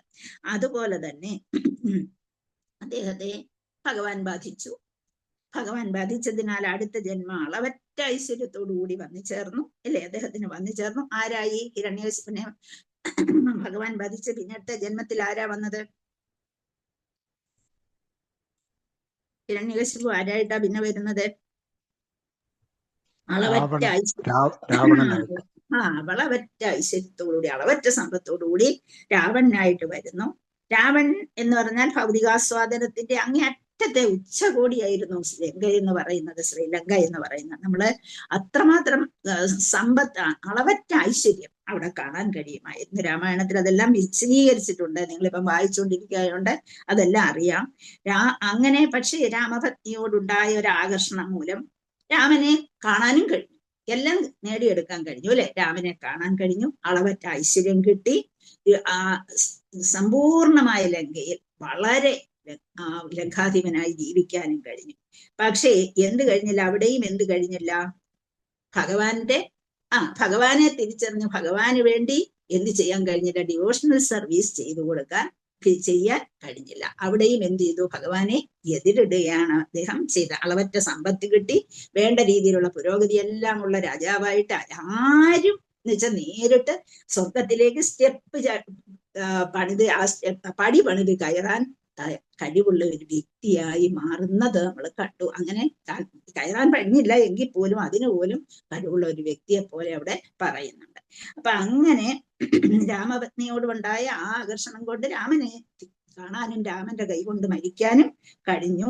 അപ്പം എന്നിട്ടും പിന്നെ അദ്ദേഹം മരിച്ചു കഴിഞ്ഞു. പിന്നെ ആരായിട്ട് വന്നു? പിന്നെയും ജനിക്കേണ്ടതായിട്ട് വന്നു. ആരായിട്ട് വന്നു? അദ്ദേഹം ആരായിട്ടാ പിന്നെ ജനിച്ചത്? ശിശുപാലനായിട്ട് അല്ലെ. അളവറ്റ ഐശ്വര്യമുള്ള സമ്പത്തിന്റെ കൂടാരമായിരുന്നു. അങ്ങനെ ആ ഐശ്വര്യമുള്ള ശിശുപാലനായി. അപ്പോഴും എന്ത് കാണിച്ചു? ശത്രുതാപരമായിട്ട് എപ്പോഴും കൃഷ്ണനാമ പറയുന്നപ്പോഴത്തേക്ക് വന്നപ്പോഴത്തേക്ക് അപ്പം ഭഗവാന്റെ കൈകൊണ്ട് മരിച്ചത് കൊണ്ടുള്ള ഗുണം ഇവിടെ കിട്ടുന്നുണ്ട് എന്നുള്ളതാണ്. അപ്പൊ ഇവിടെ വന്നിട്ട് ഇഷ്ടം പോലെ സമ്പത്തുണ്ട്. പക്ഷേ കൃഷ്ണനാമം ഉച്ചരിച്ച് അങ്ങനെ അദ്ദേഹം വീണ്ടും വധിക്കേണ്ടതായിട്ട് വരുന്നു. വീണ്ടും പാപത്തിൽ നിന്ന് ശുദ്ധനാക്കാൻ വീണ്ടും വീണ്ടും ഭഗവാന്റെ കൈകൊണ്ടുള്ള വധം അവിടെ നമ്മൾ കാണുന്നു. അപ്പം ചക്രം കൊണ്ട് കൃഷ്ണനിൽ ലയിക്കുന്നു. അപ്പൊ ആ ഒരു ഭൗതികതയിൽ ഉണ്ടാകുന്ന പുരോഗതിയിൽ കിടന്ന് അങ്ങോട്ടും ഇങ്ങോട്ടും കറങ്ങുകയാണ് അവിടെ ചെയ്തത്. അപ്പം വേണ്ട രീതിയിൽ അത് പറഞ്ഞ് മനസ്സിലാക്കി വേണ്ട രീതിയിൽ കൊണ്ടുപോകാനുള്ള ഒരാൾ അദ്ദേഹത്തിന്റെ കൂടെ ഗുരുവായിട്ടുണ്ടെങ്കിൽ, ഗുരു ഉണ്ടായിരുന്നു, ഇല്ല എന്ന് പറയാൻ പറ്റില്ല, ഇപ്പൊ ഗുരു ഉണ്ടായിരുന്നു, പക്ഷെ അതിന് വേണ്ട രീതിയിൽ കൊണ്ടുപോയില്ല എന്നുള്ളതാണ് നമ്മളവിടെ കാണുന്നത്. അപ്പൊ ആ ഒരു ഭൗതികമായിട്ടുള്ള സമ്പത്തിൽ അഹങ്കരിച്ചുകൊണ്ട് വീണ്ടും വീണ്ടും ജന്മമെടുക്കുകയും എത്രയോ കാലം കഴിഞ്ഞിട്ടാണ് ഭഗവാനിലേക്ക് തിരിച്ചെത്താൻ കഴിയുന്നത് എന്ന് നമ്മൾ പഠിച്ചു. അപ്പൊ എന്താണ് നമ്മൾ പറയും? ബ്രഹ്മൻ എന്ന് പറയുന്നത് സൂര്യപ്രകാശം പോലെയാണ് എന്ന് പറയും. കൃഷ്ണൻ എന്ന് പറയുന്നത് സൂര്യനെ പോലെയാണ്. അപ്പൊ അത് തമ്മിലുള്ള ആ വ്യത്യാസം എന്താണ് എന്ന് മനസ്സിലാക്കി പോകാൻ കഴിഞ്ഞില്ല. അതുകൊണ്ടാണ് വീണ്ടും വീണ്ടും ജന്മം എടുക്കേണ്ടതായിട്ട് വരുന്നത്. അപ്പൊ നിങ്ങൾ ചോദിക്കും, ഇതെല്ലാം ഭഗവാന്റെ ലീലയല്ലേ? ശരി, ഭഗവാന്റെ ലീല തന്നെയാണ്. എന്നിരുന്നാൽ പോലും നമുക്ക് ഓരോന്നും കാണിച്ചു തരുന്നത് ആ രീതിയിലാണ് എന്ന് മനസ്സിലായി. അപ്പൊ എന്താ ഞാനിതിവിടെ പറയാൻ കാര്യം എന്ന് വെച്ചാൽ, ഒരു ഗുരുവിൽ നിന്ന് ദീക്ഷ സ്വീകരിക്കുമ്പോൾ ആ ഗുരുവ് പറഞ്ഞു തരുന്ന കാര്യങ്ങൾ അതേപടി നമ്മൾ സ്വീകരിക്കുമ്പോൾ നമുക്ക് ആ ഉയർച്ച നമ്മുടെ ജീവിതത്തിൽ ഉണ്ടാകുന്നു എന്നുള്ളതാണ്. അപ്പൊ അവിടെ സാംസ്കാരികപരമായി പുനരുജ്ജീവനം തരണമെന്നുണ്ടെങ്കിൽ അതൊരു ഗുരുവിന് മാത്രമാണ് കഴിയുന്നത്. അപ്പം നമുക്കറിയാം, ബ്രാഹ്മണന്റെ ഉപദേശം, ക്ഷത്രിയരുടെ രക്ഷ അല്ലെ, അതുപോലെ വൈശ്യരുടെ സമ്പത്ത്, ഇത് മൂന്നുമാണ് എവിടെ ഉള്ളത്? നമ്മുടെ വർണ്ണാശ്രമധർമ്മത്തിൽ പ്രധാനമായിട്ട് നമ്മളെ കാണുന്നത്. അപ്പൊ ഇവിടെ ഈശ്വര ഭക്തിയിൽ അധിഷ്ഠിതമായിരിക്കണം രാജ്യം എന്നുണ്ടെങ്കിൽ നല്ല ഒരു ഗുരുവിന്റെ എപ്പോഴും വേണ്ട രീതിയിലുള്ള ഡയറക്ഷൻ അവിടെ ഉണ്ടായിരിക്കണം എന്നുള്ളതാണ്. അപ്പം കലിയുഗത്തിൽ ഗോവധം ഇപ്പം നമുക്ക് ഇല്ല എന്നൊന്നും പറയാൻ, ഗോവധമാണ് ഇവിടെ കാണുന്നത്, എല്ലാം ഗോവധമാണ്. അത് പ്രധാനമായിട്ടുണ്ട്. എന്തുകൊണ്ടാണ് എന്ന് ചോദിച്ചാൽ, മനുഷ്യർ ആ രീതിയിലേക്ക് അധപ്പതിച്ചു പോയി. വേണ്ട രീതിയിലുള്ള സംസ്കാരം പകർന്നു കൊടുക്കുന്നതിന് കഴിവുള്ള ഗുരുക്കന്മാരില്ല എന്ന് വെച്ചാൽ ഗുരുക്കന്മാരില്ലാഞ്ഞിട്ടല്ല, യഥാർത്ഥത്തിൽ അതിനെ സ്വീകരിക്കാനുള്ള മനസ്സ് മനുഷ്യർക്ക് ഇല്ലാതെയായി. ഗുരുക്കന്മാരുണ്ടെങ്കിൽ പോലും ഗുരുക്കന്മാരെ നമ്മൾ എന്ത് ചെയ്യുകയാണ്, കൂടുതൽ പേരും കളിയാക്കുകയും അവരെ കുറിച്ച് വളരെ മോശമായ രീതിയിൽ സംസാരിക്കുകയും ഒക്കെ ചെയ്യും. പിന്നെ അതിനേക്കാൾ കൂടുതലായിട്ട് ഏത് ഗുരുവിനെ സ്വീകരിക്കണം, ആരെ പിന്തള്ളണം, ഇതൊന്നും സാധാരണ മനുഷ്യർക്ക് മനസ്സിലാകും. വേണ്ട രീതിയിൽ ഈശ്വര ഭക്തിയിൽ അധിഷ്ഠിതമായ ഒരു ജീവിതം ഉണ്ടാക്കാനായി ജനങ്ങൾക്ക് കഴിയുന്നില്ല. പലയിടത്തും പല രീതിയിലുള്ള അക്രമാസക്തമായ കാര്യങ്ങളാണ് നമ്മളെ കണ്ടുകൊണ്ടിരിക്കുന്നത്. അപ്പൊ നമ്മൾ വായിക്കുന്നത് കൂടുതലും കാര്യങ്ങൾ എന്താണ്, അക്രമത്തിൽ കലർന്നതായതിനാൽ അതേ രീതിയിലേക്ക് നമ്മുടെ മനസ്സായി പോകുന്നു എന്നുള്ളതാണ് പ്രധാനമായിട്ടുള്ളത്. എപ്പോഴും നമ്മൾ കേൾക്കുന്നത് എന്താണ്, ഇങ്ങനെയുള്ള കാര്യങ്ങളാണ്, മോശമായ കാര്യം. അപ്പൊ കേൾക്കുന്നതിനനുസരിച്ച് നമ്മള് മാറിപ്പോകുന്നു. അതുകൊണ്ടാണ് നേരത്തെ നമ്മൾ പറഞ്ഞത് ധർമ്മതത്വങ്ങൾ മതാനുസാരിയാണ്. അതെന്ന ഓരോ തത്വങ്ങളും 4/3 ഭാഗം വെച്ച് നഷ്ടപ്പെട്ടുകൊണ്ടിരിക്കുന്നു. അതുപോലെ ധർമ്മരൂപമായ കാളയെ ഇവിടെ ഒറ്റക്കാലിൽ നിൽക്കുന്നതായിട്ട് കണ്ടു. അതെ, ആ ഒരു 3/4 ഭാഗം ജനങ്ങളുടെയും അധർമ്മികളാകുമ്പോൾ മൃഗങ്ങൾക്ക് രക്ഷയില്ലാതെയാകുമെന്ന് പറഞ്ഞു. അപ്പം ചണ്ടാല രീതിയിലുള്ള ജീവിതം നയിക്കുന്ന ജനങ്ങൾക്ക് ആ രീതിയിലേക്ക് മനസ്സ് പോകുന്നു. അവിടെ നാമജപമോ എല്ലാവരും പറഞ്ഞു കൊടുത്താൽ പോലും അതിനെ സ്വീകരിക്കാൻ മനസ്സ് വരുന്നില്ല എന്ന് നമ്മള്. അപ്പം ജ്ഞാനം, ജ്ഞേയം, ജ്ഞാനഗമ്യം, ഈ 3 കാര്യങ്ങളും നമ്മൾ വേണ്ട രീതിയിൽ മനസ്സിലാക്കണം. ജ്ഞാനം എന്ന് വെച്ചാൽ എന്താണ്, അറിവ് അല്ലെ. ജ്ഞേയം എന്ന് പറഞ്ഞാൽ അറിയേണ്ട വസ്തു എന്താണ് എന്ന് മനസ്സിലാക്കണം. അതുപോലെ ജ്ഞാനഗമ്യം എന്ന് വെച്ചാൽ പഠിക്കേണ്ട കാര്യങ്ങൾ മനസ്സിലാക്കി കഴിഞ്ഞു. അങ്ങനെ ഈ ജ്ഞാനത്വവും ജ്ഞേയവും ഉണ്ടെങ്കിൽ ആ ജ്ഞാനഗമ്യത്തിലേക്ക് എത്താൻ വളരെ നമുക്ക് ഒരു തപസ് വേണം. അതുണ്ടെങ്കിൽ മാത്രമേ നമുക്ക് നേടിയെടുക്കാൻ കഴിയുള്ളൂ എന്നുള്ളതാണ്. അപ്പം ഇവിടെ ഇന്നത്തെ കലിയുഗത്തിൽ ആ ഒരു രീതിയിലേക്ക് എത്താൻ ഒരുപാട് പേർക്ക് പ്രയാസമാണ്. ഒരുപാട് പേർക്കെന്നല്ല, 90% പേർക്കും വളരെ പ്രയാസമേറിയ കാര്യമാണ്. ഇന്ന് വേണ്ട രീതിയിൽ കൊണ്ടുപോകുന്നതിന് ആവശ്യമായ സാഹചര്യങ്ങളൊക്കെ ഇന്ന് ഉയർന്നു വരുന്നുണ്ട്. പക്ഷേ അതിലേക്ക് എടുത്തു ചാടാൻ മനുഷ്യർക്ക് പ്രയാസമായി വന്നിരിക്കുന്നു. അതുപോലെ നമുക്കൊരു ഫ്രീ വിൽ തന്നിരിക്കുന്നത് കൊണ്ട് ആ ഫ്രീ വിൽ വെച്ചുകൊണ്ട് നമ്മൾ അതിനെല്ലാം ചർച്ച ചെയ്തിട്ട് അതിനെല്ലാം ഓരോ കണ്ടുപിടിക്കും, മുട്ടാ ന്യായം എന്ന് പറയും അല്ലെ, എന്തെങ്കിലും അതെങ്ങനെ പറഞ്ഞിരിക്കുന്നു ആ രീതിയിലേക്ക് നമ്മൾ പോവുകയും ചെയ്യും എന്നാണ് ഡോക്ടർ. അപ്പൊ അവിടെ നമ്മൾ ഏത് സമയത്തും നമ്മൾ പറയും, നമ്മളെ അവൈഷ്ണവ മുഖോദ്ഗീതം പൂതം ഹരികഥാമൃതം ശ്രവണം നൈവ കർത്തവ്യം സപ്പോച്ഛിഷ്ടം യഥാഭയ. പിന്നെ അതും ഒരു പ്രധാന കാരണമായി നമ്മുടെ മുമ്പിൽ നിൽക്കുന്നു. എന്താണ് അവൈഷ്ണവ മുഖോദ്ഗീതം പൂതം ഹരികഥാമൃതം? നമ്മൾ പല കാര്യങ്ങളും വൈഷ്ണവരല്ലാത്തതിൽ നിന്ന് ശ്രവിക്കുമ്പോൾ, അതിനെക്കുറിച്ച് കേൾക്കുമ്പോൾ നമ്മളങ്ങ് മനസ്സിലാക്കി എടുക്കുന്നത് അങ്ങനെയായിരിക്കും. അങ്ങനെയും ഈ കലിയുഗത്തിൽ നമുക്ക് വേണ്ട രീതിയിലുള്ള ഒരു ഡയറക്ഷൻ കിട്ടുന്നില്ല അല്ലെ. അപ്പൊ അങ്ങനെ വരുമ്പോഴേ നമ്മൾ അതിലേക്ക് പോകും. ഇതിനെ പോലെയാണ് അവൈഷ്ണവ മുഖോദ്ഗീതം പൂതം ഹരികഥാമൃതം ശ്രവണം നൈവ കർത്തവ്യം. ഏതാണ് സത്തോച്ഛിഷ്ടം യഥാഭയം. നമ്മൾ കേൾക്കുന്ന കൂടുതൽ കാര്യങ്ങളും അങ്ങനെ വളരെ അല്പമാത്രം വ്യത്യാസമേ കാണുകയുള്ളൂ എങ്കിൽ പോലും അത് നമ്മുടെ മനസ്സിനെ തിരിച്ചു കൊണ്ടുപോകുന്നതിന് കാരണമായി. നമ്മളുടെ മനസ്സെന്ന് പറയുന്നത് യഥാർത്ഥത്തിൽ ഭഗവാൻ എത്താനുള്ള പ്രവണതയാണ് ഉള്ളത്. പക്ഷേ അതിനെ തിരിച്ചു കൊണ്ടുപോകത്തക്ക രീതിയിൽ അത് കേൾക്കുകയും ഉണ്ട്. ഏതുപോലെ സർപ്പോച്ഛിഷ്ടം എന്ന് വെച്ചാൽ പാലിഷ്ടം പോലെ കാച്ചി വെച്ചിരിക്കുന്നു, അതിലേക്ക് ഒരു തുള്ളി വിടാൻ മതി, വിഷം വീണാൽ അത് മരണത്തിനിടയാക്കുന്നത് പോലെ നമ്മുടെ മനസ്സ് ഒട്ടും തന്നെ ചിലപ്പോൾ നമ്മുടെ മനസ്സ് വളരെയധികം നമ്മൾ നാമം ജപിക്കുന്നവരാകാം, നമ്മൾ പല രീതിയിലും ഉയർന്നു വരാൻ ആഗ്രഹിക്കുന്നവരാകാം. പക്ഷെ നമ്മൾ കേൾക്കുന്നത് ഏതാണോ, അതെങ്ങനെയുള്ളതാണോ അതിനനുസരിച്ച് നമ്മൾ തിരിഞ്ഞു പോകുന്നു. അങ്ങനെയും നമുക്ക് ഉയർന്നു വരാൻ കഴിയാതെയായി തീരുന്നു. അപ്പൊ അത് ഈ ഒരു ശ്ലോകത്തില് പ്രധാനമായിട്ടും പറഞ്ഞിരിക്കുന്ന എങ്ങനെയാണ് നമ്മള് ഉയർന്നു വരാൻ നമ്മൾ ദീക്ഷ സ്വീകരിക്കേണ്ട കാര്യവും 2ാം ജന്മം കിട്ടുന്നതും സാംസ്കാരികമായ പുനർജീവനം എങ്ങനെ ഉണ്ടാകുന്നു എന്നുള്ളതും പിന്നെ ഭരണാധിപന്മാരുടെ ക്രമാനുസാരമായ കർമ്മങ്ങളിൽ എപ്പോഴെങ്കിലും ക്രമവിരുദ്ധം ഉണ്ടാകുമ്പോൾ ആസ്തിക രാജ്യം ഉണ്ടാകുന്നു എന്നും അത് പുനഃസ്ഥാപിക്കാനായി അവിടെ ഭഗവതാവതാരം ഉണ്ടാകുന്നു എന്നൊക്കെ പറഞ്ഞിട്ടുണ്ട്.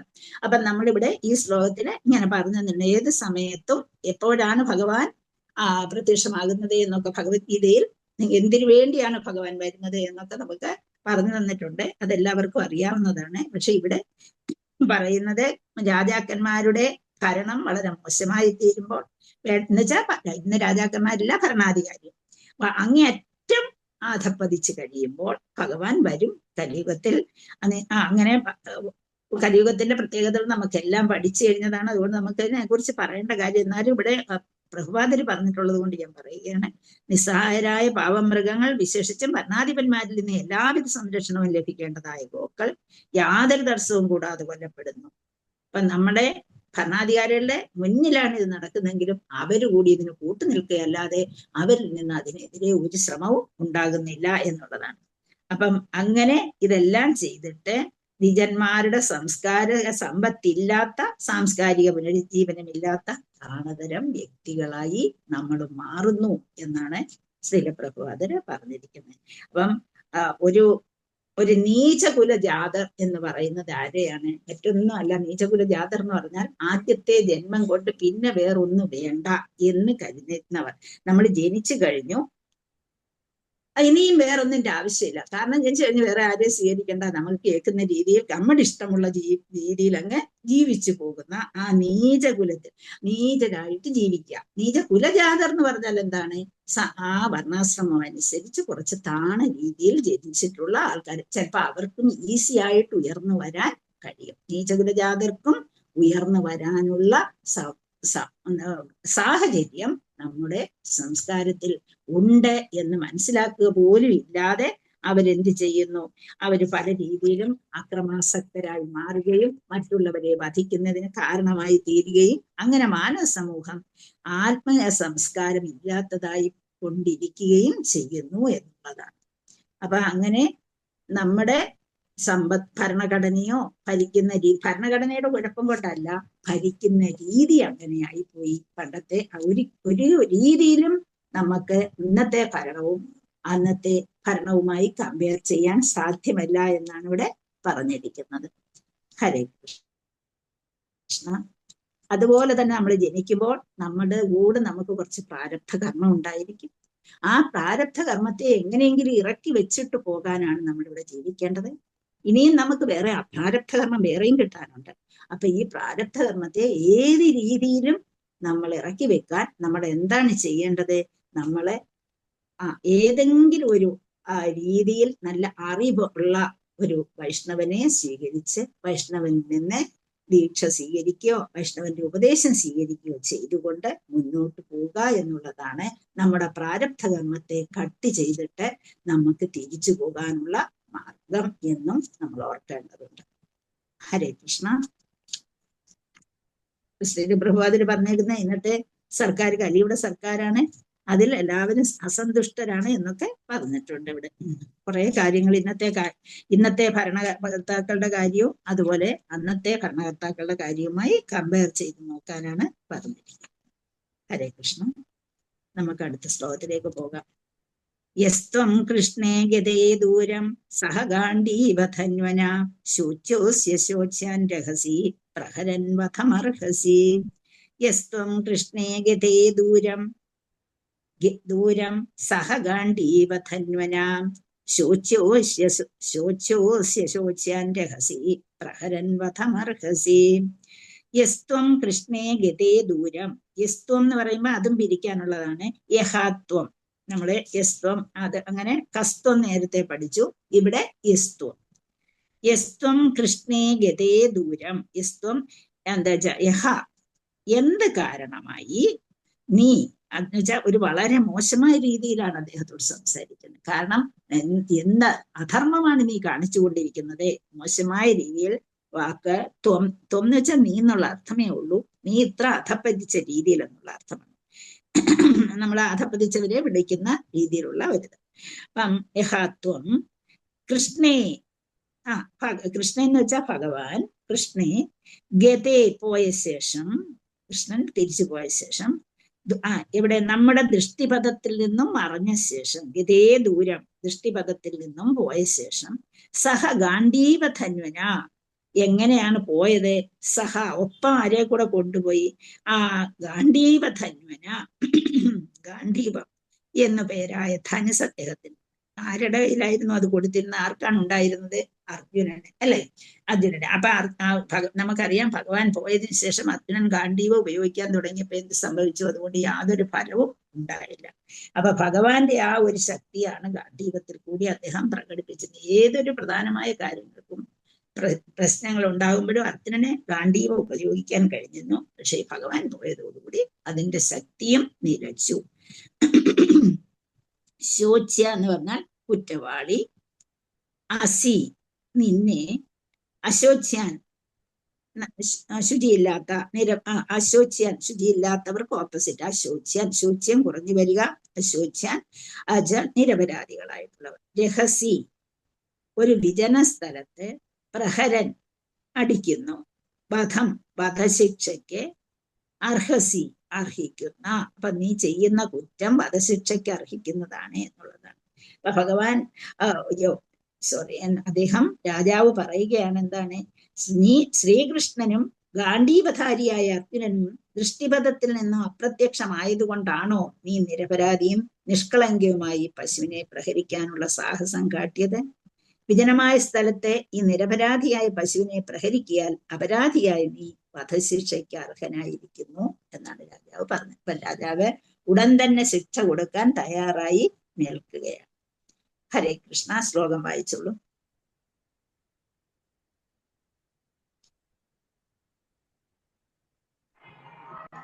ഹരേ കൃഷ്ണ. ഓം ശ്രീ ഗുരുഭ്യോ നമഃ. ശ്ലോകം 6. യസ്ത്വം കൃഷ്ണേ ഗതേ ദൂരം സഹ ഗാണ്ഡീവധന്വന ശോച്യോസ്യ ശോച്യാൻ രഹസി പ്രഹരൻ വധമർഹസി. കൃഷ്ണ.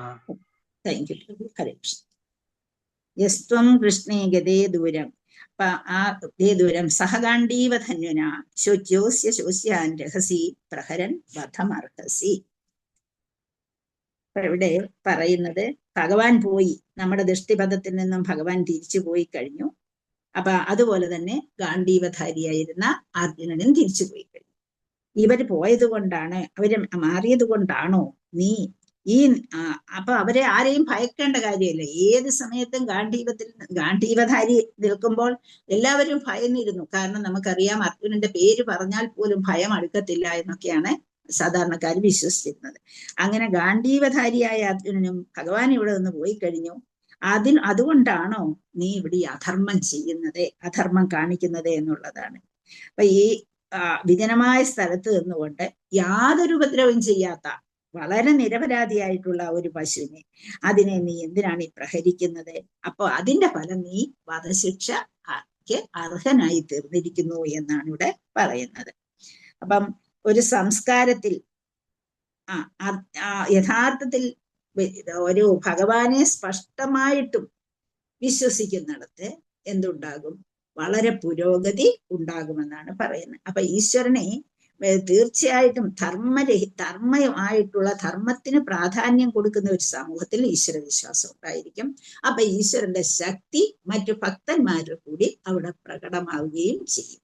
ഈശ്വരൻ ഇവിടെ വന്ന് നിന്ന് എന്നും ഈ ലോകത്തിൽ ബ്രഹ്മാണ്ടങ്ങൾ, കോടാനുകോടി ബ്രഹ്മാണ്ടങ്ങൾ ഉള്ളതിൽ ഭഗവാൻ എന്നും ഒരു ബ്രഹ്മാണ്ടത്തിൽ വന്ന് നിൽക്കാൻ കഴിയില്ല. എപ്പോഴാണോ അങ്ങേയറ്റം അധർമ്മം വിളയാടുന്ന ആ സമയത്തായിരിക്കും ഭഗവാൻ ആ ബ്രഹ്മാണ്ടത്തിൽ വരുന്നത്. നമുക്ക് എല്ലാവർക്കും അറിയാതെ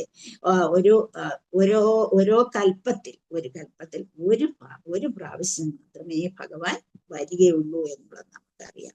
അപ്പൊ അങ്ങനെ ഭഗവാൻ ഇവിടെ എത്തേണ്ടത് എല്ലാ പ്രാവശ്യവും എല്ലാ യുഗത്തിലും എല്ലാ സമയത്തും ഭഗവാൻ ഇവിടെ വന്ന് നമ്മളെ കൊണ്ടുപോകാൻ പറ്റുന്ന കാര്യമല്ല. ഭഗവാൻ ഇവിടെ വന്നിട്ട് പോലും എത്ര പേര് പോയി, എത്ര പേര് ഭഗവാനെ മനസ്സിലാക്കി എന്ന് നമുക്ക് അറിയാം. ഇപ്പൊ നമ്മൾ ജനിച്ചിരിക്കുന്നത് യഥാർത്ഥത്തിൽ നമ്മൾ ഭാഗ്യവാന്മാരാണ്. ഭഗവാൻ ഇവിടെ പ്രത്യക്ഷമായി ഈ ജീവിതത്തിൽ. അതുപോലെ തന്നെ പിന്നാരെ അതിനുശേഷം ഭഗവാൻ വന്നിട്ടും ചില ആൾക്കാർ ഭഗവാനെ മനസ്സിലാക്കാത്തത് കൊണ്ട് ഭഗവാൻ ആരായി ഇവിടെ വന്നു, മഹാപ്രഭുവായി വന്ന് നമുക്ക് എന്ത് തന്നു, നാമജപം തന്ന് നമ്മൾക്ക് തിരിച്ചു കൊണ്ടുപോകാനുള്ള സൗകര്യം ഉണ്ടാക്കുകയും ചെയ്തു. പക്ഷെ എല്ലാ സമയത്തും അങ്ങനെ സംഭവിക്കുകയില്ല. വളരെ പ്രാധാന്യമേറിയ ഒരു സമയമാണ്, നമുക്ക് തിരിച്ചു പോകാൻ പറ്റുന്ന ഒരു അവസരമാക്കി മാറ്റി ഈ സമയത്തെ എന്നുള്ളതാണ് ഈ യുഗത്തില്. അപ്പൊ കലിയുഗ സഹചരന്മാർ ഈ ധർമ്മരഹിതമായ ഒരു രീതി കാണുമ്പോൾ അവിടെ എന്ത് ചെയ്യും? പശുക്കളെ അറക്കുക, അതുപോലെ നിഷ്കളങ്കരായിട്ടുള്ള മൃഗങ്ങളെയൊക്കെ കൊന്നുകൂട്ടുക. അതൊന്നും എല്ലാവർക്കും അതില്ലാതെ നിൽക്കാൻ വയ്യാത്ത ഒരവസ്ഥയാണ് ഏറ്റവും പ്രധാനപ്പെട്ട ആഹാരമായി അത് മാറിയിരിക്കുന്നു. അങ്ങനെ അതില്ലാതെ ഇന്ന് നമുക്കറിയാം, എങ്ങോട്ട് തിരിഞ്ഞാലും അത് വേണ്ടാത്ത ഒരു മനുഷ്യരില്ല. ഏറ്റവും അധികം മനുഷ്യർക്ക് അത്യാവശ്യമുള്ളത് അതാണ് എന്ന് മാറിയിരിക്കുന്നു. അതോടൊപ്പം തന്നെ നമ്മുടെ പുതിയ വിദ്യാഭ്യാസ രീതി അനുസരിച്ച് അതിന്റെ പ്രാധാന്യത്തെക്കുറിച്ചും അത് കഴിച്ചാൽ ഉണ്ടാകുന്ന ഗുണങ്ങളെക്കുറിച്ചും പഠിക്കുന്നത് കൊണ്ട് ചിലര് അതിന് കൂടുതൽ പ്രാധാന്യം കൊടുക്കാൻ തയ്യാറാണ്. അച്ഛനമ്മമാര് മക്കൾക്ക് അത് കൊടുത്ത് വളർത്താൻ ഇഷ്ടപ്പെടുന്നു. അപ്പൊ അതിൽ നിന്ന് പിന്നീട് ഉണ്ടാകുന്ന ദോഷം എന്താണ് എന്നൊന്നും അവർ ചിന്തിക്കുന്നില്ല. അവരെന്ത് ചെയ്യുന്നു? അത് തന്നെ അത്യാവശ്യമായി കൊടുക്കുകയും ചെയ്യുന്നു. അങ്ങനെ മൃഗകശാപ്പുകാരെ അപ്പൊ ആ സമയത്ത് ഇങ്ങനെ മൃഗങ്ങളെ വധിക്കുന്നവരെ കശാപ്പ് ചെയ്ത് അവരെ ശിക്ഷിക്കുന്നത് ആ സമയത്തുണ്ടായിരുന്നു. എന്നാൽ ഇന്ന് അതിനെ പിന്താങ്ങുന്നവരാണ് കാണുന്നത് എന്നുള്ളത്. അപ്പൊ ധർമ്മനിഷ്ഠനായ ഒരു രാജാവ് ആ കാലഘട്ടത്തിൽ ഉണ്ടായിരുന്നു. അങ്ങനെ വിജനമായ സ്ഥലത്ത് വെച്ച് ഒരു നിഷ്കളങ്കനായ ആരെയാണ് വധിക്കുന്നതെന്ന്, ആരാണ് ശിക്ഷിക്കുന്നതെന്ന് നമുക്കറിയാം. അപ്പൊ ആ ഏകാന്തമായ സ്ഥലത്ത് വെച്ച് നിരപരാധികളായ മൃഗങ്ങളെ കൊല്ലുന്നതും അവിടെ വെച്ച് ഏതെങ്കിലും നിഷ്കളങ്കരായ ജനങ്ങളെ വധിക്കുന്നതും ഒരുപോലെ ആയിട്ടാണ് ഇവിടെ കമ്പയർ ചെയ്ത് പറഞ്ഞിരിക്കുന്നത്. അപ്പൊ അതിന് രണ്ടിനും തുല്യ രീതിയിലുള്ള ശിക്ഷയാണ് കൊടുക്കേണ്ടത്. അപ്പൊ നീ കുറ്റവാളിയാണ്, നീ ഒരു മനുഷ്യനെ വധിക്കുന്നത് പോലെ തന്നെയുള്ള കുറ്റമാണ് നീ ഇവിടെ ചെയ്തിരിക്കുന്നത്. അപ്പം രണ്ടു കൂട്ടരെയും ഒരുപോലെ വധാർഹരാണ് എന്നുള്ളതാണ് ഇവിടെ കാണിച്ചു തന്നിരിക്കുന്നത്. അപ്പൊ ഇവിടെ പശുവിനെ പ്രഹരിക്കുന്നു. ആ നിരപരാധിയായ പശുവിനെ പ്രഹരിക്കുന്നത് ഒരു വ്യക്തിയെ പ്രഹരിക്കുന്നതിന് തുല്യമായിട്ടാണ് ഇവിടെ നമുക്ക് ഇതിവിടെ പറഞ്ഞു തന്നിരിക്കുന്നത്. അതുപോലെ ശീലപ്രഭാതരും അതിനെക്കുറിച്ചുള്ള വിശദീകരണമാണ് നമുക്ക് തന്നിട്ടുള്ളത്. ഹരേ കൃഷ്ണ. കൂടുതൽ കാര്യങ്ങള് നമുക്ക് എല്ലാവർക്കും അറിയാവുന്ന കാര്യങ്ങളായതുകൊണ്ട് അതിലേക്ക് കടക്കണ്ട. ഇന്നത്തെ കാലഘട്ടവും അന്നത്തെ കാലഘട്ടവുമായിട്ടുള്ള വ്യത്യാസം. ഹരേ കൃഷ്ണ. അടുത്ത ശ്ലോകത്തിലേക്ക് പോകാം. തുമ്പാമൃണാളധവള പാദേർന്യൂന പദാചരൻ വൃഷരൂപേണ കിം കശ്ചിത് ദേവോ ന പരിഖേദയൻ. ത്വംവാമൃണാളധവള പാദേർന്യൂന പദാചരൻ വൃഷരൂപേണ കിം കശ്ചിത് ദേവോ ന പരിഖേദയൻ. അവിടെയും ത്വം എന്ന് വെച്ചാൽ അങ്ങ് എന്നുള്ള അർത്ഥമാണ്. നീ എന്ന് മുമ്പേ ഉപയോഗിച്ചു. ഇവിടെ കുറച്ച് റെസ്പെക്ടോടെ അങ്ങ്. വാ അതോ മൃണാളധവള. എങ്ങനെയുള്ള മൃണാളധവളം എന്ന് പറയുമ്പോൾ നല്ല വെളുത്തത എന്നുള്ള അർത്ഥമാണ്. വെളുത്ത താമരപ്പൂവിനെ പോലെ എന്ന് വെച്ചാൽ അവിടെ നമ്മളെ മൃണാളധവള നല്ല വെളുത്ത നിറത്തോടുകൂടിയ.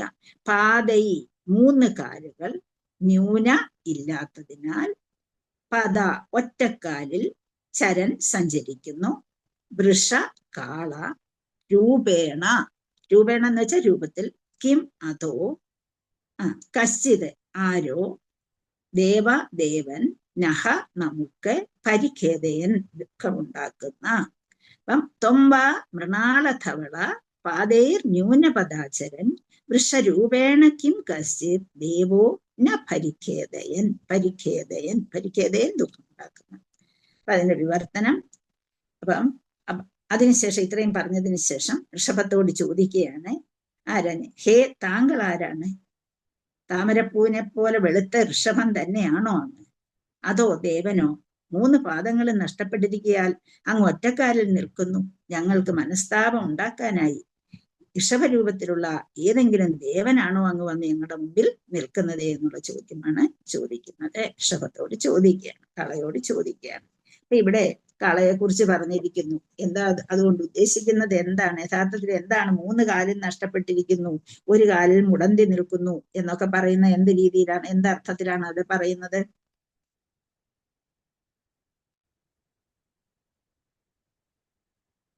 എന്തുകൊണ്ടാണ് അങ്ങനെ പറയാൻ കാരണം?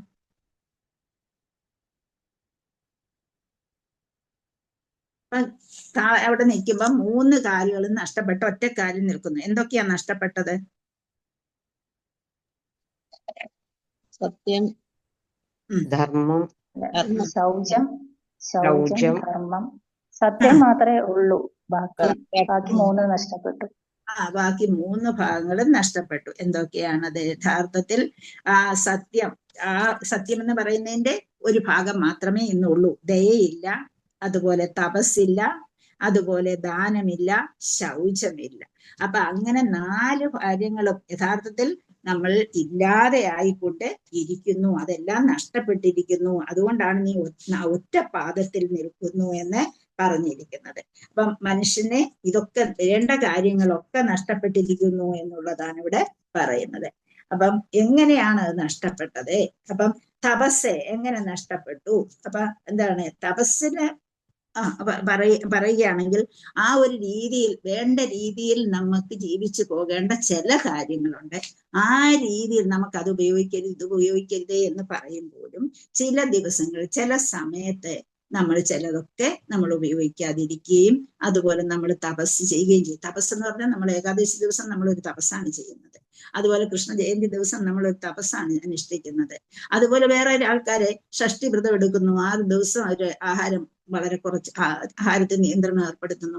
അവരും തപസ്സാണ് അനുഷ്ഠിക്കുന്നത്. അതുപോലെ വെള്ളിയാഴ്ച വ്രതം, ഞായറാഴ്ച വ്രതം, ഇതൊക്കെ നടത്തുന്നുണ്ട്. അപ്പൊ ജനങ്ങളുടെ ഇടയിൽ ഇതെല്ലാം ഉണ്ട്. പക്ഷേ ആ തപസ് വേണ്ട രീതിയിലാണോ ചെയ്യുന്നത് എന്നുള്ളതാണ് നമ്മൾ മനസ്സിലാക്കേണ്ടത്. ആ വേണ്ട രീതിയിൽ അത് ചെയ്യുന്നില്ല.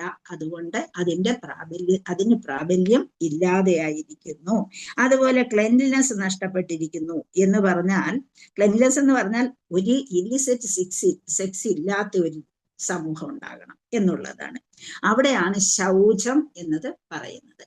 അപ്പൊ ആ ശൗചവും ഇന്നത്തെ സാഹചര്യത്തിൽ, കലിയുഗത്തിൽ അതും ഇല്ലാതെയായിരിക്കുന്നു. ഇന്ന് മനുഷ്യർ അതേക്കുറിച്ചൊന്നും, ജീവിത രീതിയെ കുറിച്ചൊന്നും ചിന്തിക്കുന്നതേ ഇല്ല. അതുപോലെ ആൾക്കാർ മുമ്പേ പറഞ്ഞതുപോലെ മീറ്റ് ഈറ്റിങ്ങിന് പ്രാധാന്യം കൊടുക്കുന്നു. അവിടെ എന്താണ് അവിടെ നഷ്ടപ്പെട്ടത്? എന്താണ്? നമ്മളെ കുറച്ച് മീറ്റ് കഴിച്ചാൽ എന്താ അവിടെ നഷ്ടപ്പെടുന്നത്? ഏത് കാലാണ് നഷ്ടപ്പെടുന്നത്? ദയ എന്നുള്ള ഒരു കാര്യം നഷ്ടപ്പെടുന്നു. അപ്പം തപസ്സിൽ കൂടി എന്ത് നഷ്ടപ്പെടുന്നു? അങ്ങനെ ആ ഓരോ കാര്യങ്ങളും നമ്മുടെ മനസ്സിനുണ്ടാകുന്ന ആ ഒരു ശൗചം എങ്ങനെ ഉണ്ടാകുന്നു എന്ന് നമ്മൾ മനസ്സിലാക്കണം. ദയ എങ്ങനെ വരുന്നു? ആ തപസ്, ദയ, ശൗചം, ഇത് 3 നഷ്ടപ്പെട്ടിട്ട് ഇന്ന് ആ ഒരു ട്രൂത്ത്ഫുൾനെസ്സിൽ നമ്മൾ നിൽക്കുകയാണ്.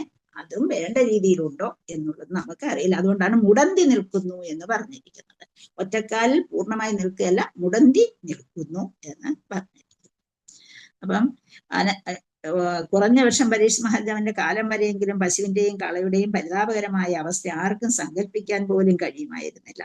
ആകയാൽ പരീക്ഷിത് മഹാരാജാവ് അത്തരമൊരു ഭയാനകമായ ദൃശ്യം കണ്ട് അത്ഭുതപ്പെട്ടു.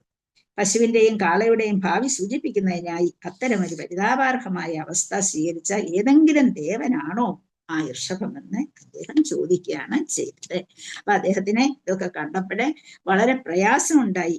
ഇങ്ങനെ വെറുതെ നിൽക്കുന്ന നിൽക്കുന്നത് കണ്ടപ്പോൾ തന്നെ സത്യവും തപസ്സും ശൗചവും ദയയും എല്ലാം പോയി കഴിഞ്ഞല്ലോ സമൂഹത്തിൽ നിന്ന്. പക്ഷെ എന്റെ കാലം വരെ എനിക്കിതെല്ലാം വേണം, ഈ 4 കാര്യങ്ങളും എന്റെ രാജ്യത്ത് ഉണ്ടാകണം എന്നുള്ളത് ഏറ്റവും അത്യാവശ്യമായിട്ടുള്ള കാര്യമായി അദ്ദേഹം കണ്ടു.